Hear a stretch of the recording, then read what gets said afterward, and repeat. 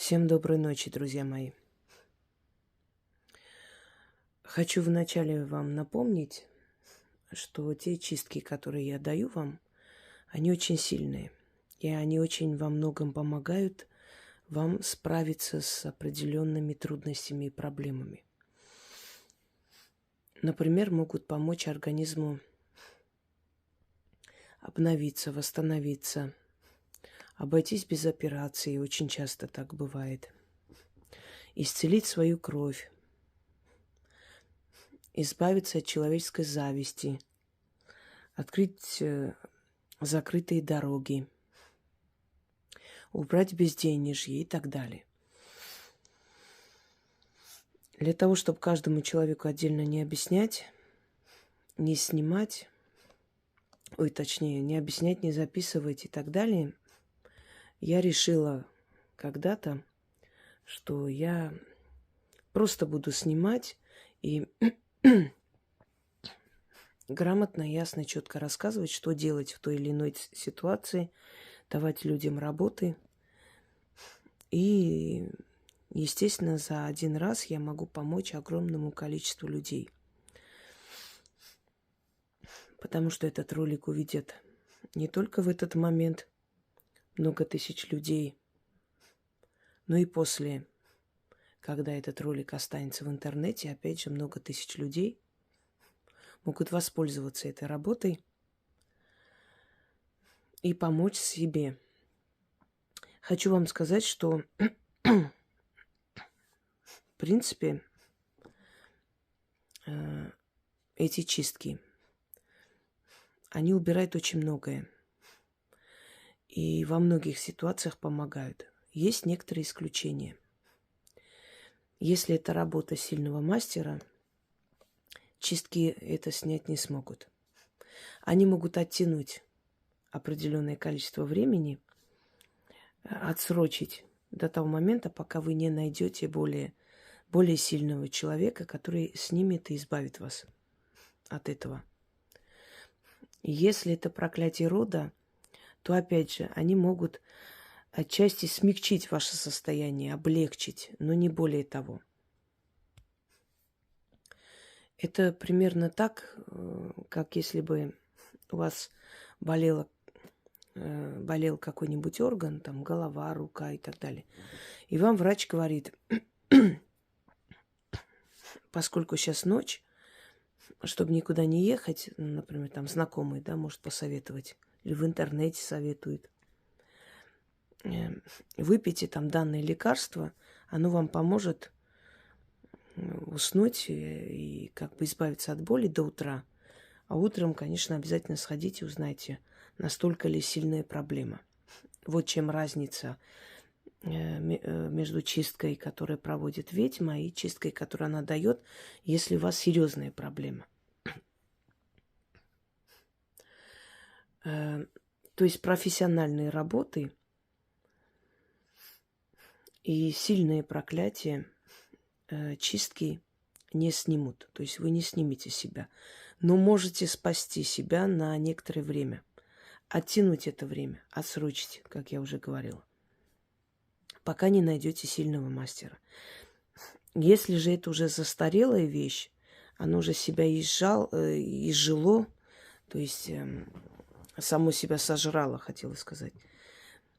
Если вы уже практически одолели своей силой внутренней, своим духом, иногда люди могут пережить очень страшные вещи.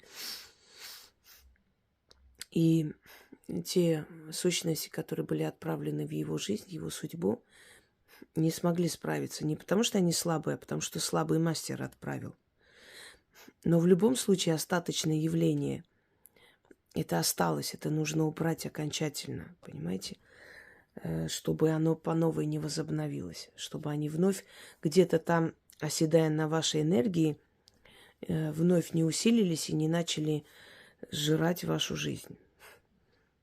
То такие чистки могут вам помочь окончательно убрать. Это чистка, которую я хочу вам подарить, это больше для обновления женского здоровья, женской сути. Так вот, в основе этой работы лежат знания русских ведьм из более древних губерний, такие как Ярославская губерния. Но это позже стало губерния, конечно, это было Ярославское княжество, Черниговское княжество. Вот в этих древних землях Руси в основном вот похожие работы встречаются.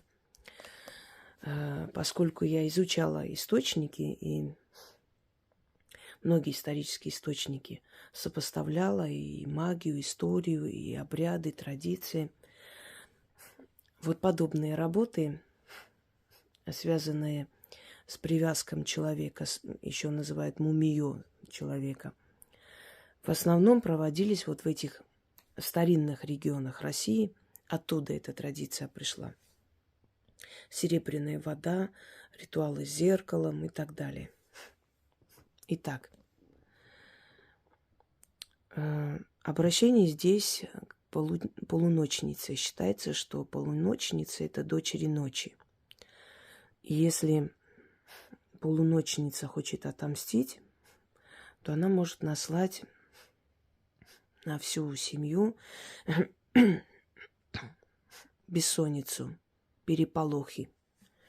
Это уже дочери полуночницы, переполохи, страхи, когда человек в таком тревожном состоянии не может найти покой и отдохнуть.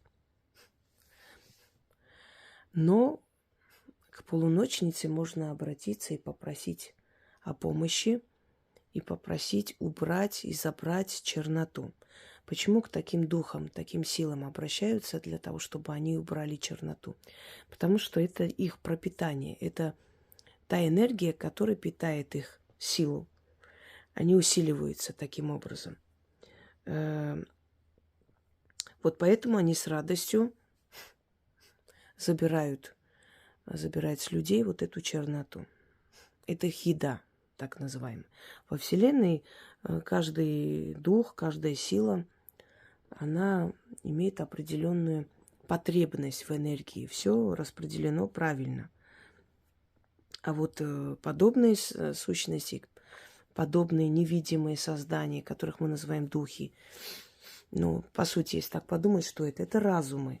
Невидимые нам разумы, которые обитают в потустороннем пространстве.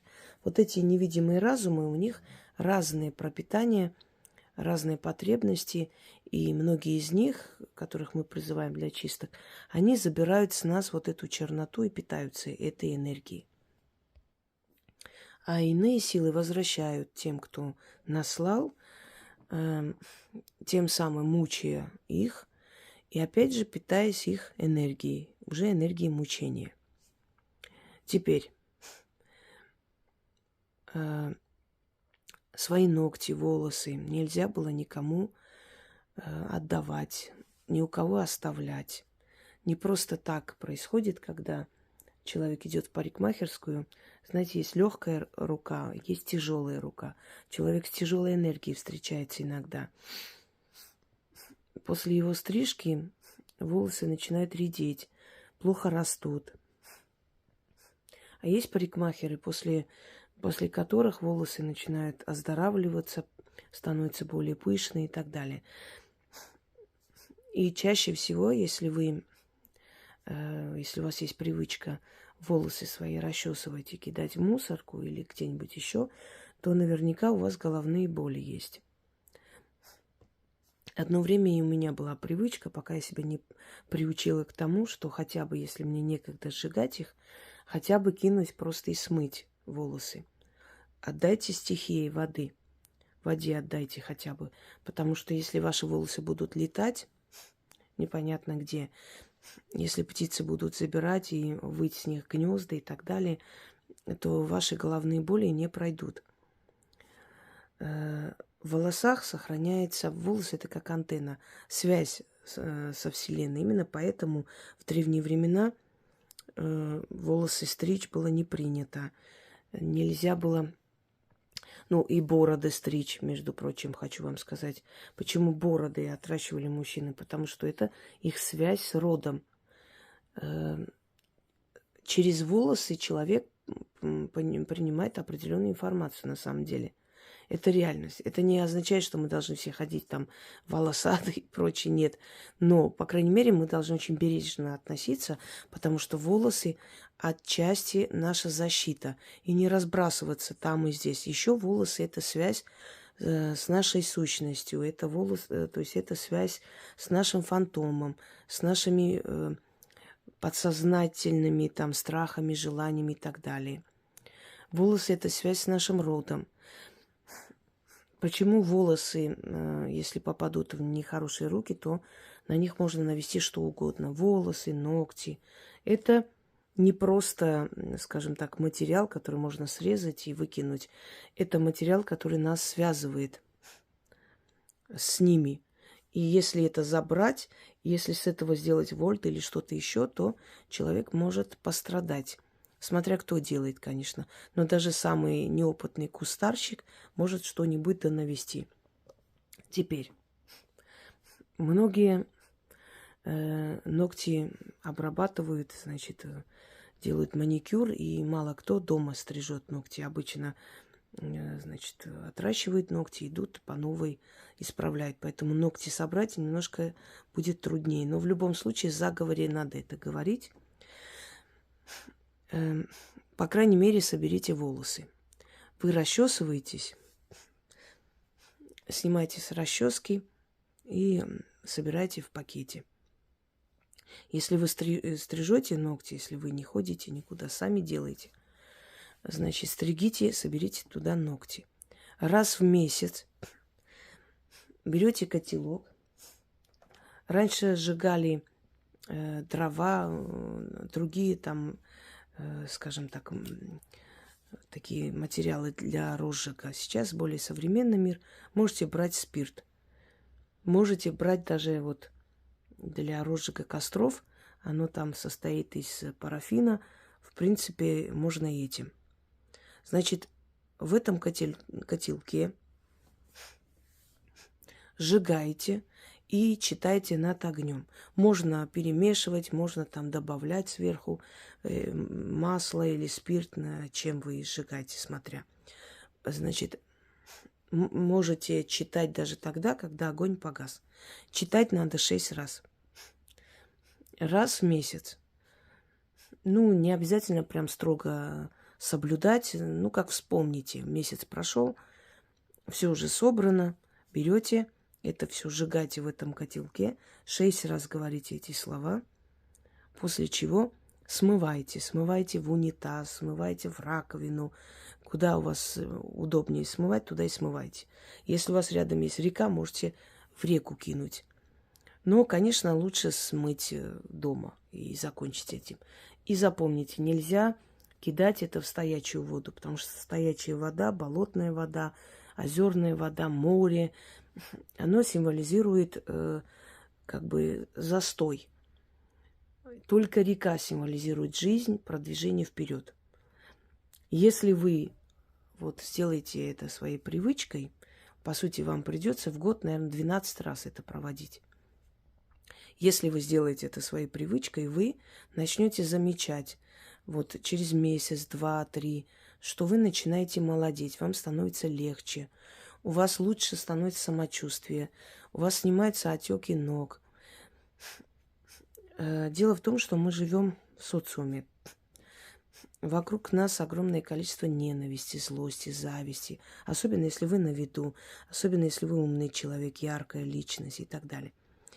Это подходит и для женщин, но оно может и обновить и мужскую энергию. Здесь четко, ясно не сказано, что это именно вот женская энергия или мужская. Почему я для женщин рассказываю? Потому что в основном женщины это делают. Женщины больше связаны с миром духов, у них более развито это чутье, понимание. Знаете, не помню, кто из древних колдунов сказал: все смеются над магией до тех пор, пока не испробовали сами. и не увидели это чудо. Вот поэтому у мужчин немножко другая психология. Они начинают верить в это, когда видят, что действительно ваши заговоры принесли в семью деньги, удачу. Они начинают в это верить. Даже сами напоминают, что иди сделай, начитай, может, чего надо купить для фортуны. Еще раз повторюсь, женщина верит и получает. Мужчина получает, только потом верит. Мы по-разному созданы, по-разному живем и по-разному чувствуем. Итак, вам нужно месяц собирать ногти и волосы. Если ногти не собираете, хотя бы волосы. Волосы-то вы точно расчесываете. Если пойдете в парикмахерскую, вам постригут, попросите там что-нибудь постелить и после отдать вам ваши волосы. Не оставляйте там волосы. Пусть даже с чужими волосами, неважно, но забирайте. И сожгите, естественно. Значит, волосы, ногти. Ну, для розжига спирт подходит или еще что-нибудь, что удобно. Сжигайте, но сжигать нужно после 12 ночи, то есть 00:00 ночи. Это время полуночниц, с 00 до 03. Это самое активное время духов. Поэтому старайтесь такие сильные работы делать вот в этом промежутке. 6 раз начитали, смыли, ложитесь спать. У вас будет сон, как у младенца. Успокойте нервную систему, прям станет легче, вот боль в ногах отпустит и так далее. На самом деле вы помолодеете. Вот что у вас будет происходить. Сделайте это. Знаете, иногда нужно и себе помочь, не только другим. Если вашей дочери больше 12 лет, ей тоже можно это провести. Точно так же собрать свои волосы, ногти, заодно и вы научите ее этому. И это станет привычкой на всю жизнь. Это замечательная привычка. И после чего проведете и обновите свое женское состояние и здоровье. Мужчины могут провести. У мужчин не такие длинные волосы, но ногти-то они стригут. Пусть будет какая-то часть волос, какая-то часть ногтей. И у них организм обновится. Просто я знаю, что это будет делать женщина, поэтому больше нацелена на них. И заговор следующий. Пойду я простоволосая и босоногая. Из дома в ворота, из ворот во чисто поле. Там сидит на троне мать-полуночница. У ее ног костер жертвенный яро пылает. Всю черноту людскую сжигает. Полуночница-матушка, узри меня, услышь меня. В моем деле подсоби мне. Кидаю в костер у ног полуночницы волосы и ногти. Если у вас только волосы, значит только волосы. Только ногти, значит только ногти. Через ногти мои, через мои волосы тело свое очищаю. Всю черноту с себя снимаю. В огне сжигаю порчи и корчи, с глаз и злой посыл. Людская зависть. Навели мне, али сама на себя стянула. Сгори скверно, чернота. Часть дымом уйди, часть в воду пойди. Очищайся, мое тело, моя душа и разум, обновись разом. Ключ, замок, язык. Заклято. Еще раз. Пойду я простоволосая и босоногая. Из дома в ворота, из ворот во чисто поле. Там сидит на троне мать-полуночница.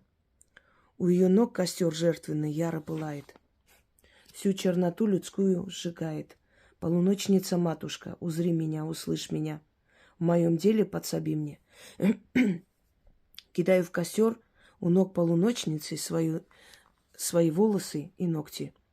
Через ногти мои, через мои волосы тело свое очищаю. Всю черноту себя снимаю. В огне сжигаю порчи и корчи. С глаз и злой посыл. Людская зависть. Навели мне, али сама на себя стянула. Сгори скверно, чернота. Часть дымом уйди, часть в воду пойди. Очищайся, мое тело, моя душа и разум, обновись разом. Ключ, замок, язык. Заклято. Еще раз прочитаю, вам нужно 6 раз напомню. Пойду я простоволосая и босоногая, из дома в ворота, из ворот во чисто поле. Там сидит на троне мать-полуночница. У ее ног костер жертвенный яро пылает, всю черноту людскую сжигает. Полуночница-матушка, узри меня, услышь меня, в моем деле подсоби мне. Кидаю в костер у ног полуночницы свои волосы и ногти. Через ногти мои и через мои волосы тело мое очищаю. Свою черноту себя снимаю.